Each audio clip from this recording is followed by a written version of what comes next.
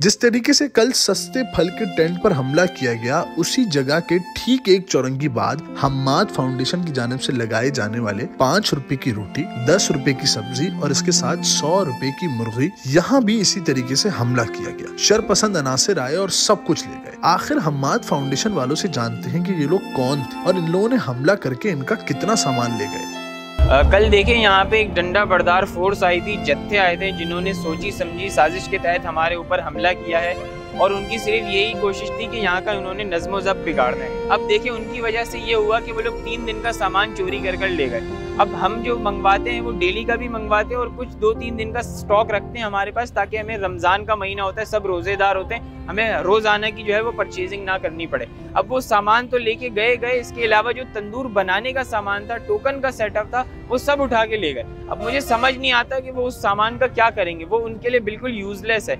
इसके अलावा यहाँ उन्होंने हमारे वॉलंटियर्स को भी मारा है, उनके कपड़े फाड़े हैं और इसके बाद आपने मंजर देखा होगा कि फ्रूट और सब्जी जमीन पे पड़ी हुई थी, लोग उस पर चढ़ कर जा रहे थे। तो ये खाने की बेहुरमती हुई है और मैं उम्मीद करता हूँ कि अल्लाह उन लोगों को हिदायत दे, उन लोगों को सब्र दे, क्योंकि जो सारे लोग कल लेने आए थे, उन लोगों जो जत्था आया था, उन लोगों की वजह से जो सफ़ेद पोश लेने आया था उसका नुकसान हुआ सबसे ज्यादा। अब 3 दिन तक हम इस काबिल हो गए कि हम ये स्टॉल नहीं लगा सकते, क्योंकि आज हफ्ता इतवार है, मार्केटें बंद होती हैं। हम पीर वाले दिन जाएगी हमारी टीम, सामान की परचेजिंग करेगी और इंशाल्लाह वापस इस स्टॉल को अपने पैरों पे खड़ा करेंगे। देखें ये एक सोची समझी साजिश ही है, क्योंकि एक ही वक्त में एक ही तरीका वारदात दोनों स्टॉलों पे हमला होना, ये कोई आप समझ लें कोइंसिडेंस ये नहीं हो सकता। ये एक सोचा समझा प्लान किया गया था, क्योंकि बहुत सारे लोगों को तकलीफ होती है जब कराची के लोगों को रिलीफ मिलता है। कराची के लोगों के पास है क्या, ये जो सारे लोग यहाँ पे खड़े हुए, ये सब सुबह घर से निकलते हैं, इनके घर में गैस नहीं आती, फिर ये खड्डों में फंसते हैं, ट्रैफिक में फंसते हैं, बारिश होती है, शहर का बुरा हाल हो जाता है, फिर ये ऑफिस जाते हैं, अपने बॉस के ताने भी सुनते हैं, फिर निकलते हैं, फिर ट्रैफिक में फंसते हैं। जब घर पहुंचते हैं तो पता चलता है भाई पेट्रोल के पैसे बढ़ गए, आटे के पैसे बढ़ गए, राशन के पैसे बढ़ गए,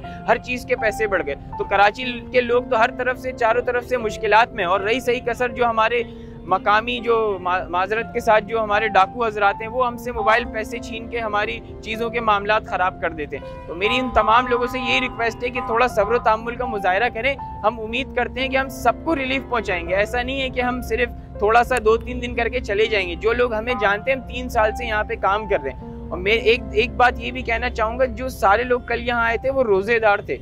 अब वो रोजेदार यहाँ से सामान चोरी करके लेके गए, वो इस हराम के माल से माजरत के साथ अपना रोजा कैसे खोलना पसंद करेंगे, मैं इस चीज से कासिर हूँ समझने से। देखिए हमारा अज़म तो जो है वो इसको 30 दिन चलाने के लिए था, लेकिन अब बीच में इस तरह की कुछ कार्रवाई हो गई है जिसका हमारे वहमो गुमान में भी नहीं था। हमें तीसरा साल है, हमने ऐसा एक्सपेक्ट किया नहीं था। तो इंशाल्लाह हम पहले से बेहतर प्लानिंग के साथ आएंगे। हमें ऊंचे हथकंडों से जो है वो घबराने वाले नहीं है। इंशाल्लाह हम मजीद अच्छी प्लानिंग करेंगे और अल्लाह से दुआ भी करेंगे कि हमारी हिफाजत करे और लोग जो सफ़ेद पुश वाकई लेना चाहते हैं उन तक हमारा सामान जाए। देखिए हमला करने वालों को मेरा यही पैगाम है कि हमारे नबी सल्लल्लाहु अलैहि वसल्लम पे भी जब ताइफ के लोगों ने हमला किया था तो उन्होंने उनको माफ़ कर दिया था। तो हमारी टीम भी उनको खुले दिल से माफ़ करती है और उनके लिए हम दुआ गो हैं कि अल्लाह उनको जो है वो हिदायत दे और वो इस माशरे के अच्छे शहरी बने।